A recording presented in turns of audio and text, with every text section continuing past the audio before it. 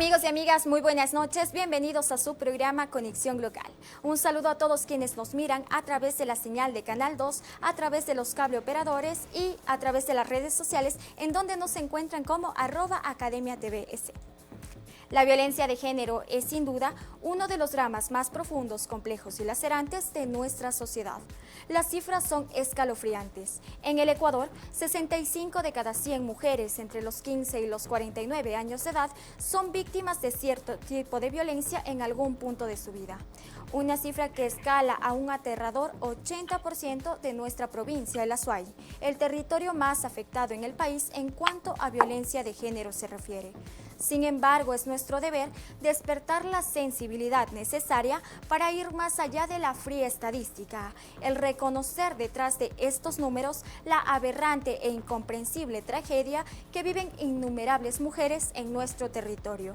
Crueldad sin nombre que se profundiza más aún en aquellas que son más vulnerables, en los hogares más pobres y en las zonas más alejadas, no significando esto que el drama no esté presente en la cuenca urbana.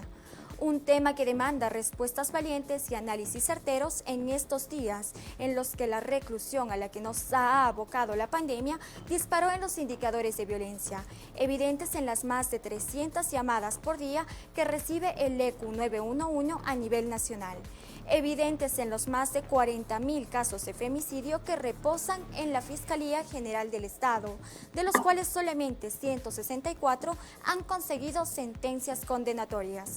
Vidas perdidas que en su momento fueron madres, esposas, hijas, profesionales, investigadoras, lideresas que tal vez hubieran sido capaces de diseñar y construir un futuro más solidario, seguro y equitativo. Vidas que ya nunca serán y que seguimos sumando a los casi 750 femicidios ocurridos desde el 2014 y seguimos contando. Varias instituciones se activan en su auxilio, toman conciencia, la sociedad se moviliza y la academia abre de par en par sus puertas para estudiar el fenómeno y de construir paradigmas patriarcales desde sus aulas. El Consejo Cantonal de Cuenca ha tratado nuevamente la ordenanza para la prevención, atención integral y erradicación de la violencia contra las mujeres en Cuenca, asignando más recursos y generando más herramientas. Esta semana se ha activado en Cuenca la Mesa Integral para la Erradicación y Prevención de la Violencia de la Mujer con la presencia de la Secretaría Nacional de Derechos Humanos. Hoy analizamos esta importante temática en esta nueva entrega de Conexión Local. Adelante Andrés, quienes nos acompañan en esta noche.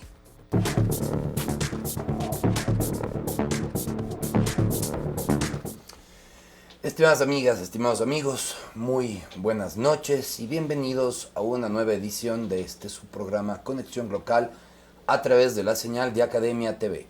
Recuerden que para aquellos que no han podido seguir esta transmisión en vivo, estará también disponible en nuestras distintas plataformas virtuales, en Facebook, Twitter e Instagram, en la dirección de @academiatvs. En efecto, como nos ha indicado el editorial que acaba de leernos Nati, pues creo que el tema de la violencia de género, de la violencia intrafamiliar en términos generales, es uno de los dramas más lacerantes, más importantes y más presentes y más cotidianos en la realidad de nuestra sociedad.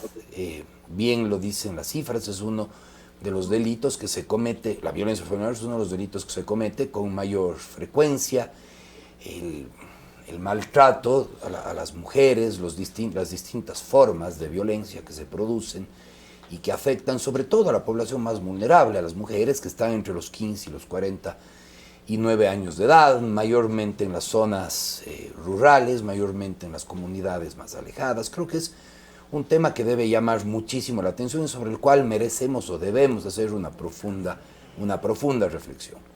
En efecto, creo que las cifras nos conmueven a todos, creo que es un tema que da mucho que pensar y que debería darnos inclusive vergüenza el saber que Cuenca, que nuestra querida Cuenca, capital de la provincia de la Azuay, es uno de los territorios más violentos del país en cuanto a violencia de género se refiere. El hecho de pensar que 8 de cada 10 mujeres que habitan entre nosotros han sufrido en algún punto de su vida algún tipo de violencia, es algo que debe conmovernos, que debe sensibilizarnos y sobre lo cual debemos tomar cartas. Sin embargo, por fortuna, también podemos saber que esas mujeres, que esos adolescentes, que esas personas que sufren violencia intrafamiliar no están solas.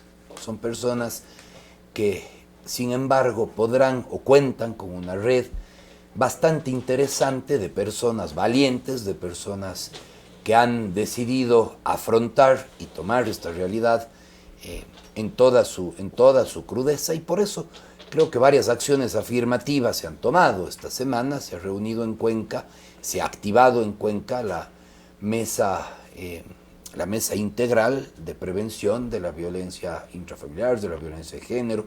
Esta misma semana el Consejo Cantonal ha tratado el reglamento a la ordenanza de erradicación de la violencia de género en todas sus formas, de erradicación y atención integral a la violencia de género en todas sus formas, en la que se han asignado recursos adicionales para poder seguir llevando adelante tanto la concientización del ciudadano cuanto la concepción y la construcción de herramientas puntuales que permitan la denuncia, que permitan el rescate y la atención integral a las víctimas de estos dolorosos sucesos que nos conmueven a todos y nos avergüenzan solamente de saber que se producen con tanta frecuencia en nuestro territorio. Este tema lo vamos a analizar con mucha mayor profundidad con dos valientes mujeres expertas. Además, en el tema nos acompaña a través de nuestro enlace digital la concejala de Cuenca, Paola Flores Jaramillo, la doctora Paola Flores Jaramillo, quien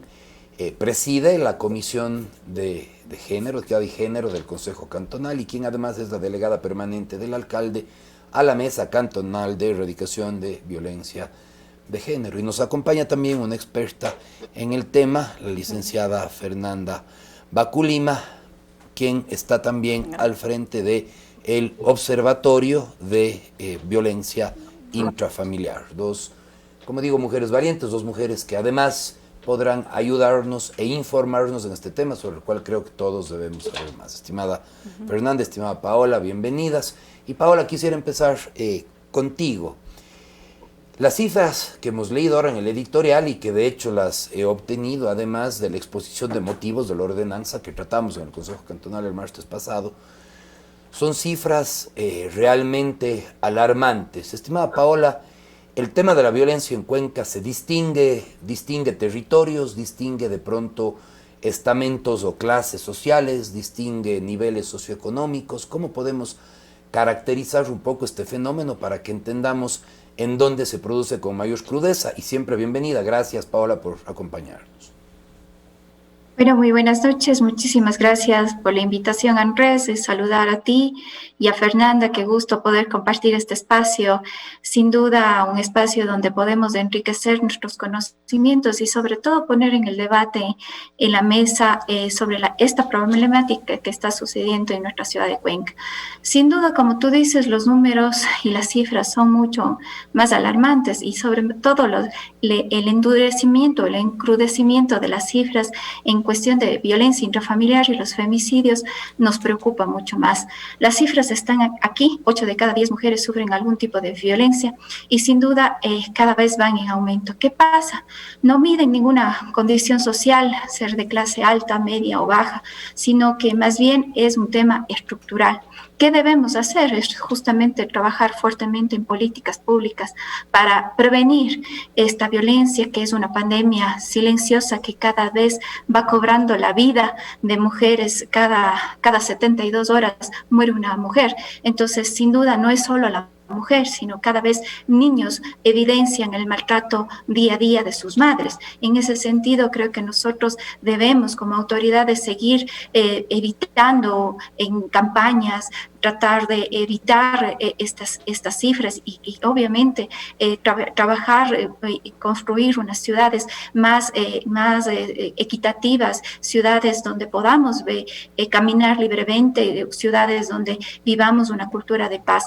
Pero sin duda duda, Andrés, como tú dices, nos llena de vergüenza que Cuenca sea una de las ciudades con más alto índice de violencia intrafamiliar. Entonces, creo que, Andrés, es un tema de mucha preocupación, pero también donde tenemos que poner en el debate que debemos manejar una correcta aplicación de políticas públicas que vayan enfocadas a la prevención, a la atención y la restitución de las mujeres víctimas de violencia intrafamiliar.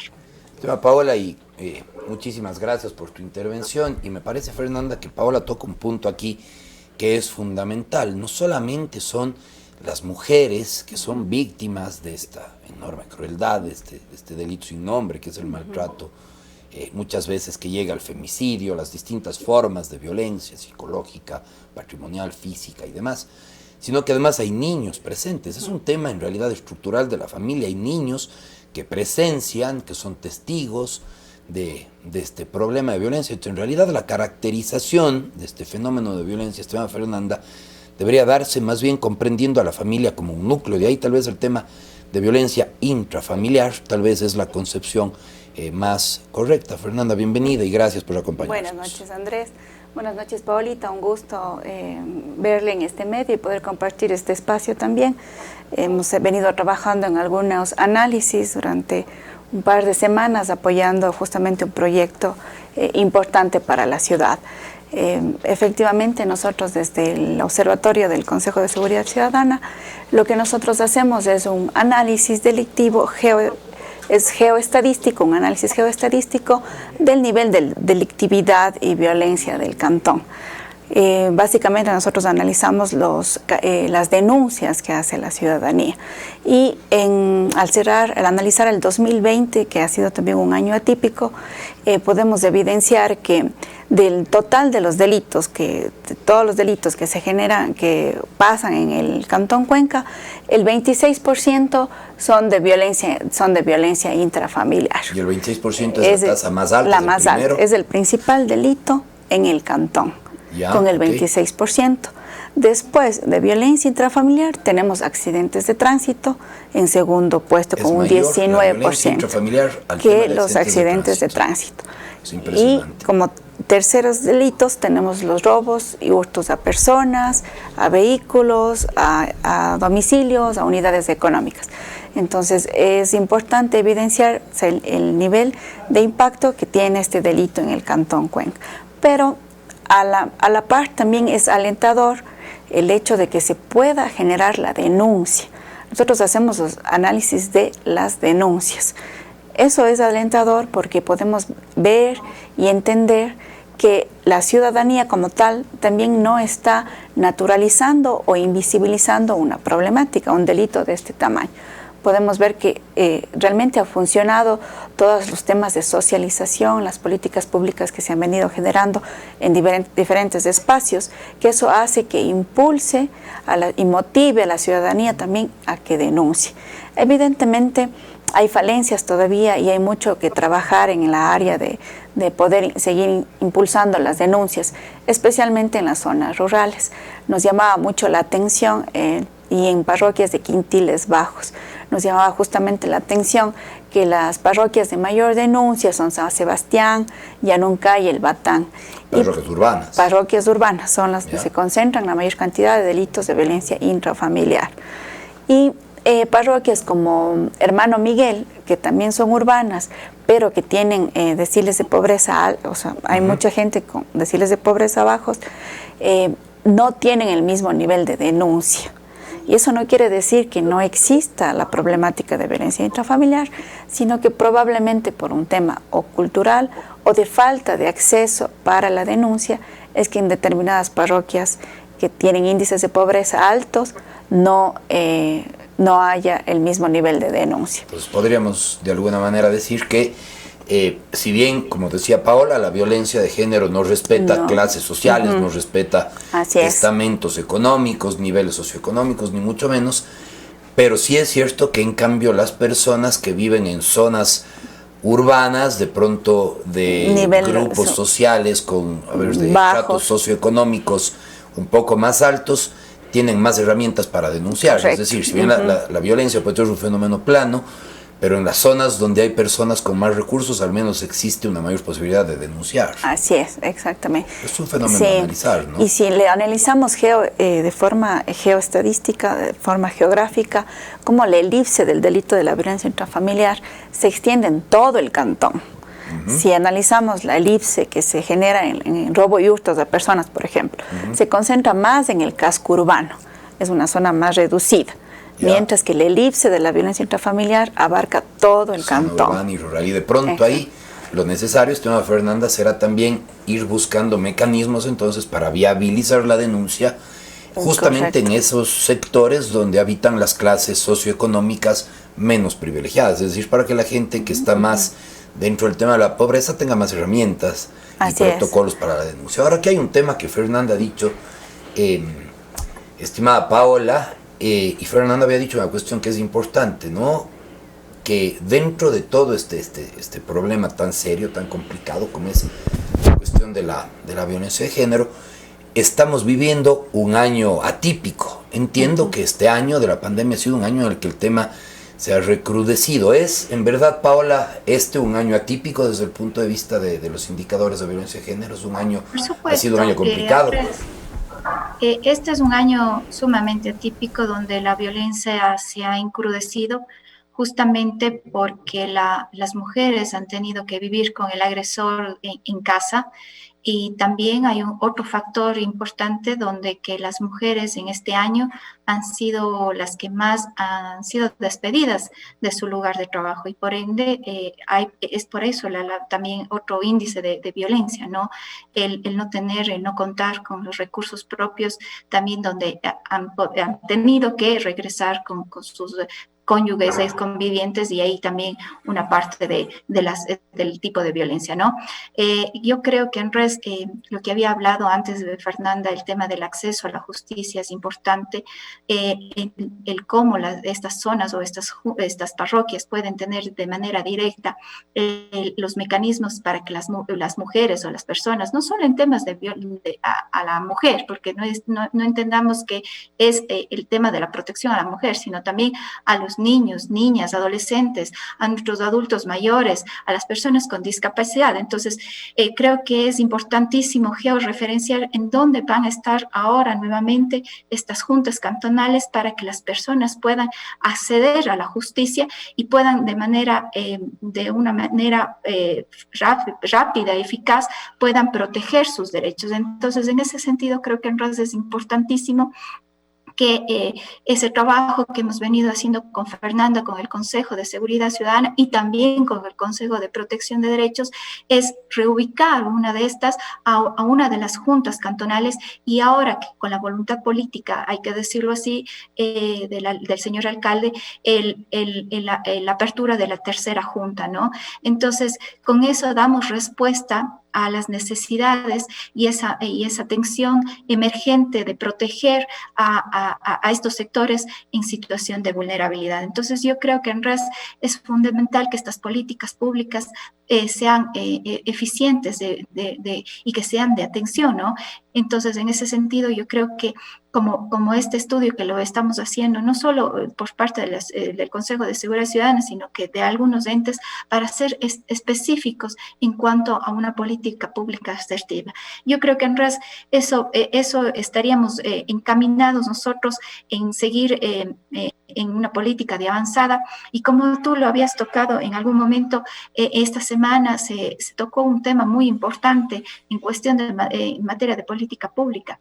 Esta semana este Consejo Cantonal se reunió para hacer una reforma a la ordenanza, a la ordenanza de erradicación de violencia, para que se pueda destinar fondos a las mujeres víctimas de violencia, pero a las víctimas de violencia.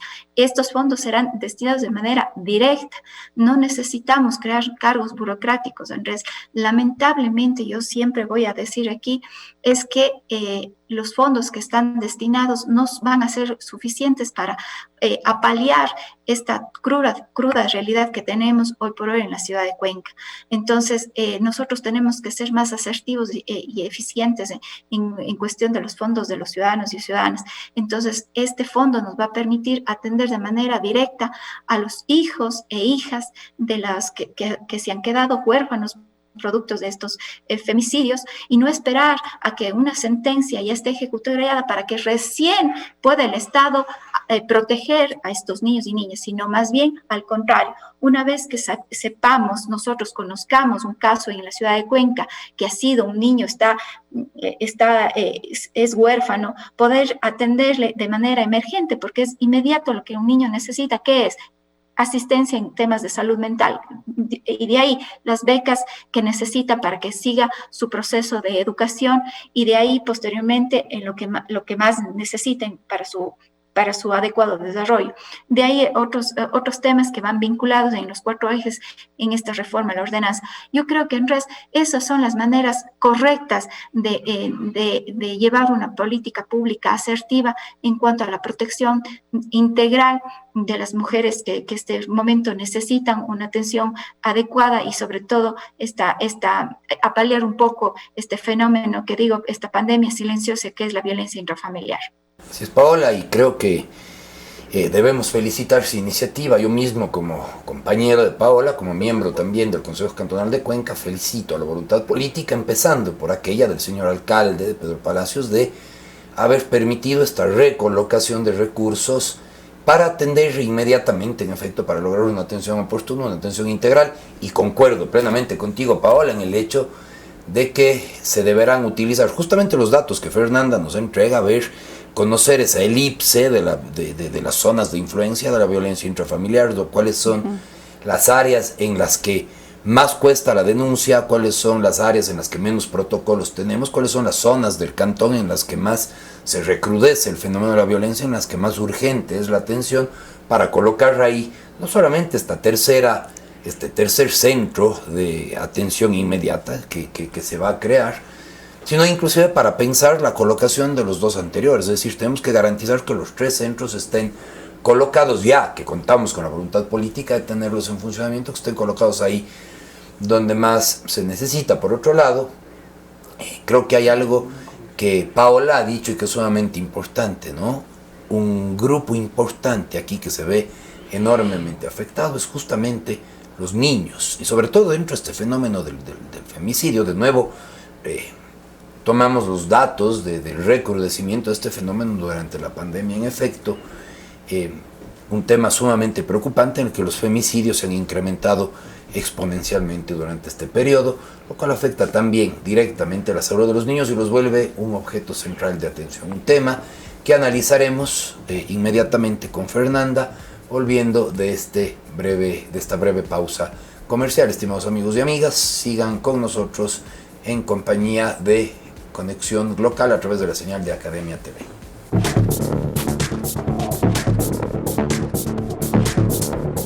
Estimadas amigas y amigos, nuevamente bienvenidos a su programa Conexión Local a través de la señal de Academia TV. No olviden que para aquellos que no han podido seguir esta conexión o esta programación en vivo, pueden también seguir cada uno de nuestros episodios a través de las distintas redes sociales de las que dispone Academia TV, en Facebook, Twitter e Instagram como @AcademiaTVS.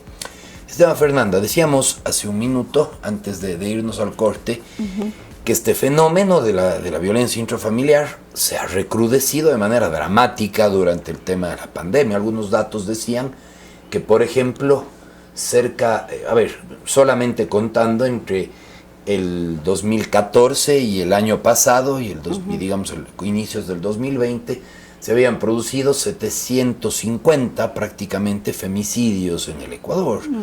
Sin embargo, solamente en lo que va de la pandemia se han producido 164 adicionales en un solo año, 164 femicidios que han sido juzgados, es decir, en donde la Corte ha fallado y ha dictado que en efecto se tratan de femicidios, de los cuales, sin embargo, hay organismos que dicen que estarán en el orden de los 800, en los cuales hay datos que nos indican que casi 40.000 casos de femicidio reposan por tramitarse en la Fiscalía General del Estado, donde hay datos que nos dicen que el ECU 911 recibe un promedio de 300 llamadas de auxilio a nivel nacional por día, lo cual es un tema que realmente nos está diciendo que el tema de la violencia se está saliendo de las manos durante este proceso de la pandemia, y hay probablemente un grupo grandemente afectados serán los niños, esos niños que al menos antes tenían acceso, que podían salir de casa a un entorno, y ahora en caso de que tengas un entorno de violencia, ese entorno de violencia se vuelve ya totalmente,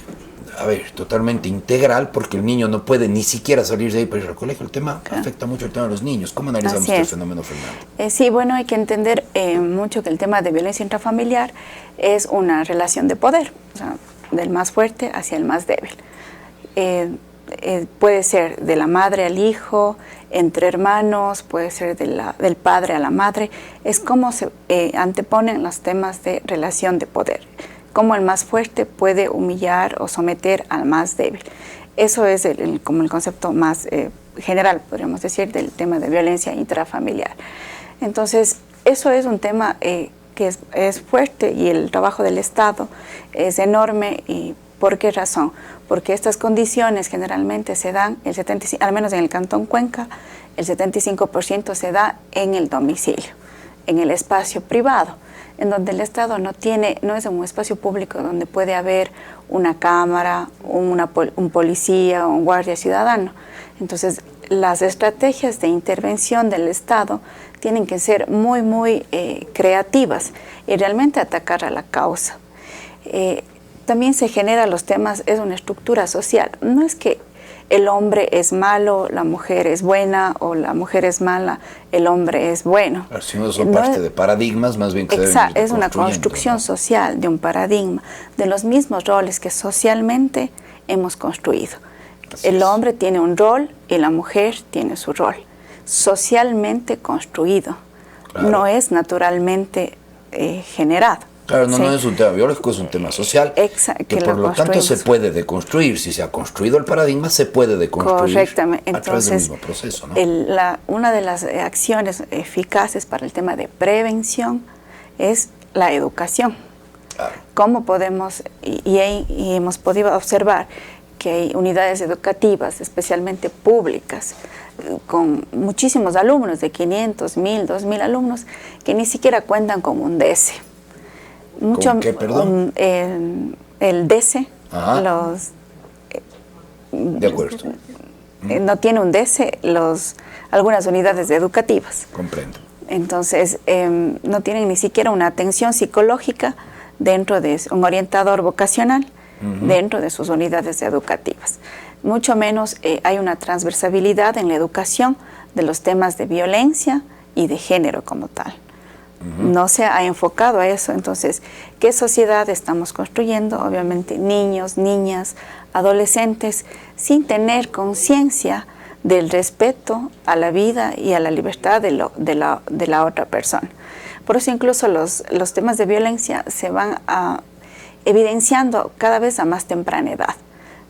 Violencia en los noviazgos, cómo puede someter la violencia, no solo es física, ¿no? También es psicológica, es física, es económica, patrimonial y sexual. Entonces, psicológicamente hemos visto casos y hemos hecho unos análisis en los que el novio sabe más dónde está la novia que los mismos padres. ¿Por qué te da un like? ¿Por qué te vestiste así? ¿Por qué saliste? ¿Por qué subiste esa foto? Toda la tecnología y los aparatos, los dispositivos que tenemos han coartado las libertades. Claro, te vuelven mucho más ubicable, te vuelven mucho más observable. Y controlable. Hace pública tu vida, ¿no? Exacto.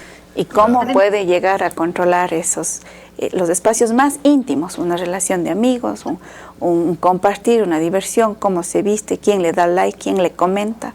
O sea, niveles súper fuertes de control incluso en los noviazgos. Chicas de 12, 13, 15 años que llegan a niveles de un control, pierden su libertad y se los convierte cuarta. De hecho en una forma de violencia, y ahí en efecto... Y se naturaliza.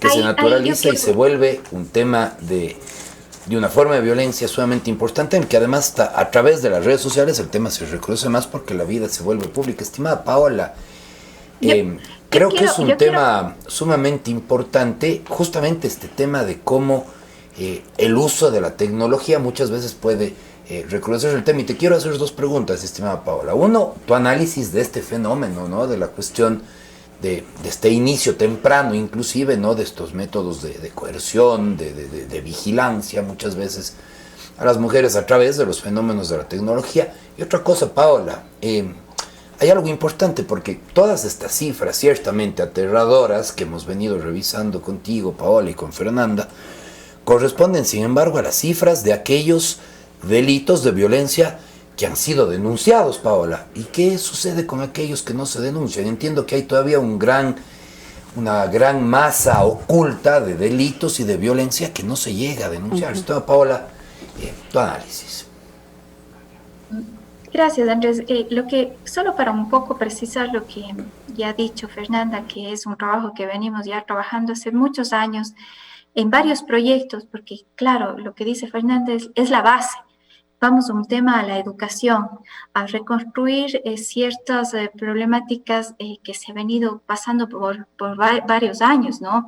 El reconstruir ciertas conductas que vienen desde casa, ¿no? Esta manera del cómo el padre ejerce poder hacia la madre y qué hacemos como padres, ¿no? Para dar ejemplo, pero ejemplo de que el padre no... dar el mejor ejemplo, que no es solo la madre el que es la que tiene que lavar, planchar y hacer los quehaceres de la casa, sino cómo nosotros compartimos las labores en la casa, ¿no? Que el hijo varón puede también tender su cama, puede lavar los platos, etcétera, etcétera, ¿no? Eso también es dar diferentes roles a diferentes miembros de la familia. Eso por un lado, ¿no? Eso es reconstruir nuestra conducta y nuestra sociedad. Pero otra parte, venimos nosotros trabajando a través del Consejo de Protección de Derechos, es este proyecto hermosísimo que le hemos denominado Noviazgo sin Violencia. ¿Cómo identificamos los primeros síntomas de violencia en nuestro noviazgo? Si bien es cierto, son esas violencias sutiles que le llamamos, es como decía Fernanda, cómo el novio le controla a la novia en la forma de vestir, en la forma de decir, no sales hoy con tus amigas, y viceversa, ¿no? Porque no es solo el hombre, ¿no? Es varón y mujer. La mujer también le dice, no me sales, no te vas hoy día a noche con tus amigos, etcétera, etcétera, etcétera, ¿no? Entonces, ¿cómo identificamos estos primeros síntomas o estas primeras violencias sutiles, ¿no? Porque cada quien es libre de manejar su vida, obviamente, sin libertinaje, respetando todo lo que esté dentro de sus parámetros normales, pero definitivamente cómo vamos identificando estos primeros síntomas, estas primeras violencias sutiles, y que nadie te tenga que controlar ni tu forma de vestir, ni tu forma de salir, ni con quién hablar, con quién no hablar, etcétera. Entonces, eso hay que seguir trabajando fuertemente en los colegios, porque ahí es el detonante para que en lo futuro no tengamos estas violencias o esta violencia intrafamiliar que ya llegan cuando nos llegamos a casar, pase ya más encrudecido a los golpes o a un control total de las parejas. Esto digo, parejas, hombres y mujeres. Ahora, ¿qué pasa con los delitos, Andrés? Sin duda, como había manifestado Fernanda, porque ahí es importantísimo, es el subregistro que nosotros tenemos. Definitivamente hay parroquias que nos llama muchísimo la atención, sabiendo y conociendo que en estas parroquias hay quintiles de pobreza 1 y 2, y que ahí no hay este hábito de denuncia. ¿Qué hacemos ahí? ¿Cómo logramos a que podamos hacer que estas personas puedan acceder al mecanismo de las denuncias, o que accedan a las denuncias? Una, no saben cómo hacer, y dos, no confían en la denuncia y no confían en la justicia. Entonces, ahí tenemos que trabajar fuertemente, no solo el Consejo de Seguridad Ciudadana, sino también el Consejo Cantonal de Protección de Derechos, y también algunos entes para trabajar fuertemente en el empoderamiento de nuestros deberes y obligaciones, ¿no? De cada una de las personas que como ciudadanos y ciudadanas, ¿no? Entonces, en ese sentido, Andrés, creo que todavía nosotros necesitamos trabajar. Y eso hablo en una parroquia. Ahora, ¿qué pasa en la zona rural? aquí yo quiero profundizar y hacer énfasis. Lamentablemente en la zona rural la violencia es naturalizada. ¿Qué quiero decir con es naturalizada? Que lamentablemente en las mujeres piensan que es normal que el marido le pegue, que es normal que el marido le controle, que es normal que el marido tenga o ejerza poder sobre ella. Es normal que le obligue a tener relaciones sexuales. Entonces, lamentablemente todavía no llegamos a empoderarles a las mujeres, a que conozcan que realmente eso no está bien y que conozcan que realmente y que ellas puedan, que puedan ellas ya salir de ese círculo de violencia y puedan poner sus denuncias y puedan también sacar a sus hijos del círculo de violencia. Entonces, todavía nos falta mucho en la zona rural hacer eso y claro, en algunas parroquias, en algunas zonas rurales se encrudece mucho más. Entonces, y no se diga en el tema en el noviazgo en las zonas rurales, que definitivamente también es otro asunto que hay que hablar con profundidad, que también hay que trabajar fuertemente y eso también hay que trabajar de la mano con el del Consejo de Protección de Derechos. Así es, Paola, y bueno, creo que ahí hay algo que es sumamente importante además, ¿no? Y alguna vez, inclusive apelando al tema de la sociología, de la construcción de las teorías sociales, hay algo muy importante, ¿no? Todos estos roles a los que Paola hacía referencia son roles asignados, son roles construidos socialmente y son paradigmas que se pueden deconstruir, que se pueden desmontar, y la historia está llena de ejemplos, guardando las distancias de lo enormemente cruel que es este drama de la violencia familiar. Sin embargo, más allá de esto, ya la sociedad, la historia de la humanidad nos ha demostrado, hubo alguna vez en la que la esclavitud era aceptada, era normal, ¿no es cierto?, en la que saber que hay hombres libres y no que hay personas libres y esclavos o esclavas era normal. Ahora nos resulta intolerable, inaceptable, porque la sociedad fue comprendiendo el valor de la libertad, deconstruyendo el concepto. Solo una generación atrás, tal vez nuestros padres, en cambio, en el tema de la conciencia ambiental, ¿no es cierto?, nuestros padres no tenían ningún problema, tal vez no se les ocurría una cosa como el impacto ambiental, con el hecho de cuidarse, de no botar un papel en la calle, de cuidar los productos que compras, que el aerosol, que el impacto ambiental, que cuidar el uso del agua. Eso a la generación anterior no existía, porque no existía el tema ambiental. Sin embargo, en 2 o 3 generaciones se fueron deconstruyendo paradigmas obsoletos que decían que la naturaleza estaba a nuestro servicio, construyendo o reemplazándolos con nuevos paradigmas que, así como en el ejemplo de la esclavitud hablaban de la libertad, en este caso hablan del valor de la madre tierra. Fernanda, tal vez lo que estamos haciendo ahora es justamente esto, ¿no? La necesidad imperiosa es esa, ¿no? De construir un paradigma antiguo y reemplazarlo por un paradigma más humano, por un paradigma moderno, por un paradigma que le dé a la mujer y que le dé al ser humano su rol y que nos permita comprender esto de manera diferente. Es un tema a la larga de formación. Sí, realmente los roles establecidos y construidos socialmente son crueles, tanto con la mujer como con el hombre. Por ejemplo, un hombre que por su rol tiene que salir, establecido socialmente, tiene que salir a trabajar todos los días. Mientras más trabaja, más responsable es. Mientras más recursos trae a la casa, más responsable es. Se le quita el disfrute de sus hijos también. Se les quita el disfrute de esa paternidad. Yo no creo que exista un padre que no se sienta a gusto siendo padre, disfrutando con sus hijos. Pero socialmente se le quita también esa posibilidad de elegir, se le coartan las libertades, así como a la mujer. El rol que tiene establecido socialmente coarta libertades, de decidir ser madre, de decidir ser libre, de decidir trabajar, en qué momento ella decide cumplir un rol fuera del hogar o en qué momento también decide cumplir un rol dentro del hogar. Entonces, socialmente es cruel con los dos lados. incluso el hombre no puede expresarse, el hombre no puede llorar, el hombre no puede exteriorizar sus sentimientos de frustración, etcétera, porque socialmente no está bien visto. Y muchas veces eso detona, perdón que le corte en res, detona, y es lo que nos ha llamado la atención, del total de suicidios en el cantón, el 70% son hombres. Entonces, podemos, ¿en qué detona una no expresión de una frustración, de un sentimiento que es de un hombre?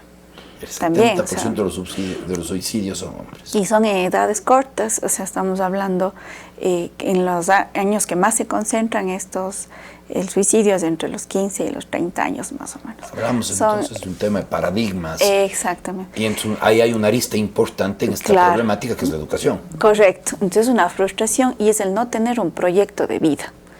Como los jóvenes no tienen un proyecto, una expectativa de vida. Entonces es cómo la sociedad les va coartando.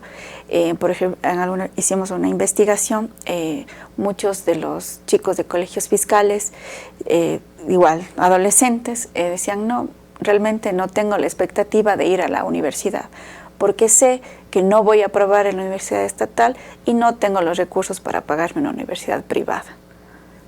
No tiene una expectativa de vida. Los temas de oficios en nuestra generación también han sido denigrados o desplazados. ¿Quién ahora aspira a tener un oficio? Claro. De costurera, de zapatero, mientras que generaciones anteriores veían a los oficios como una opción. Entonces estamos en una generación en la que tiene una limitación de acceso a educación superior y también el tema de oficios han sido desplazados. Y expuestos a las redes sociales, que eso es un fenómeno desestabilizante, ¿no? Y que tiene un paradigma de ¿qué? Muy occidental, hollywoodense. Claro. Entonces, si yo no llego a ese aspiracional, es frustrante para mí. No tengo el éxito que socialmente es construido.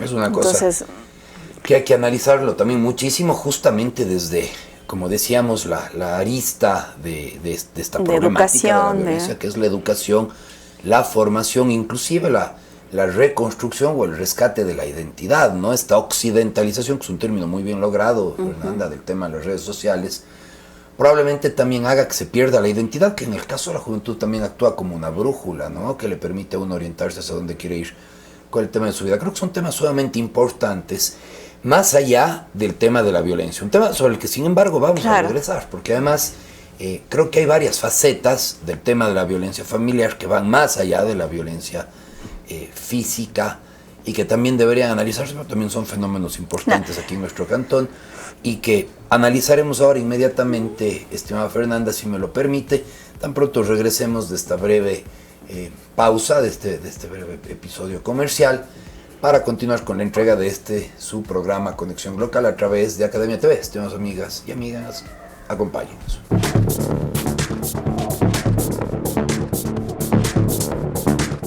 Amables televidentes, nuevamente bienvenidos a su programa Conexión Local a través de la señal de Academia TV. Recuerden que aquellos que no hayan podido seguir esta transmisión en vivo pueden también disfrutarla a través de nuestras redes sociales como Academia TVS.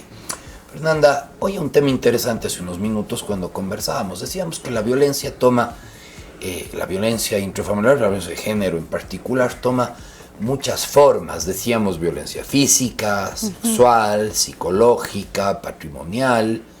¿Cuáles más eran? ¿Qué podemos decir sobre esos otros tipos de violencia tal vez menos evidentes, no? Sí, tal vez bueno, eso es lo que nos llama la atención y por eso digo que también sí determinadas políticas o acciones de sensibilización sí ha tenido efecto en la ciudadanía, porque la mayor cantidad de denuncias de violencia intrafamiliar son agresiones psicológicas aquí en el Cantón Cuenca. Entonces es importante entender psicológicas que son temas verbales, de insultos, de humillaciones, de chantajes, que no llega que sí podemos reconocer. O hay un porcentaje importante de la población que reconoce a tiempo esa violencia y es progresiva, ¿no? Primero empieza con humillaciones, con chantajes, después se llega a lo físico, incluso a lo sexual, a lo patrimonial o a lo económico. O sea, va escalando el nivel de agresión hacia la persona a quien yo ejerzo el poder, o sea, hombre, mujer, niño, niña, adolescente. Entonces, obviamente también los niños y niñas y adolescentes también tienen esa recarga de son víctimas de esa violencia. Y así como se les tiene que capacitar, educar, formar a las víctimas, también a los victimarios, porque muchas veces nosotros lo naturalizamos y no nos damos cuenta que somos victimarios de una violencia. Por ejemplo, un insulto a mi hijo. Tal vez a mí mi mamá me decía lo mismo, pero si yo me pongo a analizar, tenemos un violentómetro, una herramienta en el Consejo de Seguridad, me puedo dar cuenta que esas acciones han sido violencia, pero son tan normales para mí o naturalizadas que no me doy cuenta que estoy ejerciendo violencia. Aceptadas, además. Exacto, ¿no? Que no estoy ejerciendo violencia sobre el otro. Entonces es importante también reconocernos no solo como víctimas, sino como victimarios también. Que caemos también en este tipo de Correcto. fenómenos. Y ahí, estimada Paola, recuerdo yo hace unos años en la universidad habíamos conducido una investigación, yo mismo la conduje como parte de una tesis, en la que además se notaba que hay una serie también de fenómenos de exclusión en cuanto al tema económico, ¿no? De hecho, se definía aquí una teoría, bueno, del techo de plomo y del techo de cristal. Decían cuando una mujer es abiertamente excluida del mundo laboral, el techo de plomo, ¿no es cierto? Cuando yo veo todavía a alguien que dice, para un puesto determinado, por favor, preséntense hombres de 18 a 40 años, no lo sé, que es una exclusión directa. Y también el famoso tema del techo de cristal, en el que se veía que hay formas sutiles de ir relegando a la mujer, por ejemplo, de la promoción, de los ascensos dentro de una escala de un sector público-privado, y esto va afectando eventualmente su poder adquisitivo. Entonces, Paola, probablemente el hecho de que vivamos en una sociedad en la que todavía, y por motivos asumibles a un tema de paradigmas culturales, que es justamente lo que hablábamos, en una sociedad donde todavía el tema de la percepción del ingreso económico recae mayormente en los hombres, también se puede considerar y conduce, Paola, a una forma de violencia a la distribución de los ingresos. Y Andrés, justamente eso es lo que nosotros más luchamos, a que lleguemos a tener un salario justo,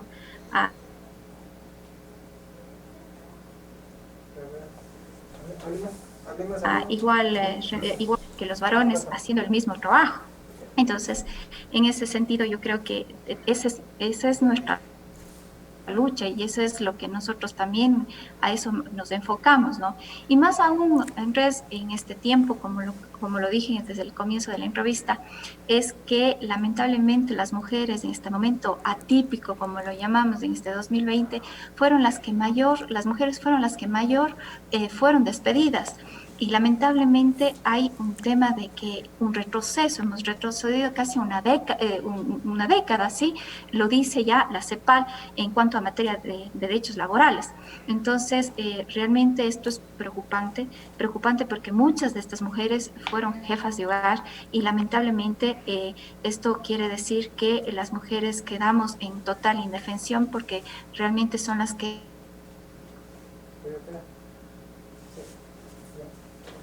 sustentan sus hogares, sus casas, y realmente es lo que realmente hoy por hoy está sucediendo, ¿no? Entonces, creo que, imagina, por la justo, hombres por el mismo trabajo. Ahora con este tema de la pandemia ha resultado un poco más, estamos en desventaja, porque realmente las que mayor despidos han sufrido fueron las mujeres. Entonces, realmente ahí tenemos un trabajo arduo en cuanto a la protección a las mujeres en materia laboral. Un tema de protección nuevamente, como vemos que se traduce en otro tipo de violencia, en este caso patrimonial, en este caso económica, laboral. Un tema que ciertamente podríamos analizar, me parece que toda la noche, un tema que convoca y podría seguir convocando a muchísimos actores y a análisis que serían interminables, y ojalá lo sean, y ojalá estos temas se sigan discutiendo. La academia, como ustedes ven, esto es un programa de Academia TV de la Universidad Católica de Cuenca, que abre de par en par sus puertas a analizar estos fenómenos, a encontrar resoluciones, a buscar esos viejos paradigmas, de construirlos, reemplazarlos por cuestiones diferentes. Creo que hay algo que es fundamental, y es apoyarnos siempre en la educación, en las aulas, en la academia, en la universidad, para lograr estos resultados transformadores. Tenemos ya un minuto, estimados amigos, para despedirnos. Paola, nada más por agradecerte por tu presencia, por tu participación. Creo que ha sido un aporte muy enriquecedor. Gracias, Andrés, por la invitación. Realmente espero que haya sido de mucho aporte dentro de esta mesa y sin duda creo que todavía tenemos que hacer varios análisis. Nos faltó analizar un poco el tema de la economía violeta, que definitivamente es un tema que está dándose y está debatiéndose en muchos lugares alrededor, no solo del Ecuador con la ley, sino a nivel mundial.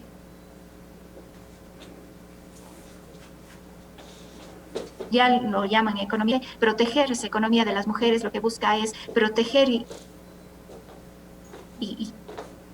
que empoderar a las mujeres, que puedan sacarles a las mujeres del círculo de la violencia, y cómo en materia de laboral proteger a las mujeres que han sido las que más han sido afectadas en esta pandemia, pero todavía falta que en otras mesas analizarlo y que posiblemente con algunos expertos a nivel nacional lo podamos o internacional lo podamos analizar. En todo caso, Andrés, muchísimas gracias por la invitación y quedamos siempre a las órdenes. Estimada Paola, muchísimas gracias a ti y te tomo la palabra para analizar este tema tan importante de la economía violeta, ciertamente. Fernanda, muchísimas gracias. Creo que las cifras, los datos han sido realmente importantes. Su presencia aquí ha sido muy valiosa. Muchas gracias, Andrés. Gracias por el espacio. Y efectivamente, recordar que el Consejo de Seguridad y el Observatorio del Consejo de Seguridad Ciudadana está a las órdenes de todas las, con sus insumos y sus instrumentos, para que quienes gesten política pública la puedan hacer de una forma técnica, no intuitiva, sino más bien mucho más precisa y efectiva. Siempre estamos a las órdenes para todas las instancias, las veces que sean necesarias y en los espacios que sean necesarios. Muchísimas gracias, Fernanda, y creo que ciertamente la labor de ahora en adelante será no seguir utilizando estos riquísimos insumos que nos da el Observatorio de Políticas Públicas para ciertamente hacer política pública no empírica, sino política pública certera, enfocada a lo que se necesita, y más todavía en un tema que nos convoca a todos, pues la erradicación de la violencia de género, si bien pasa por la responsabilidad del Estado, de las instituciones especializadas, de la academia para su análisis, no deja de ser una responsabilidad de todos nosotros, el denunciarla y el sensibilizarnos al respecto para que poco a poco podamos ir superando este azote de la sociedad, para que nuestros hijos y nuestras hijas no tengan que vivir esta triste situación y no tengan que avergonzarse de estos números ciertamente preocupantes. Estamos seguros de que las acciones seguirán adelante, y con ustedes, estimados amigas y amigos televidentes, será siempre un placer poder seguir abordando temas tan delicados y tan importantes para nuestra sociedad.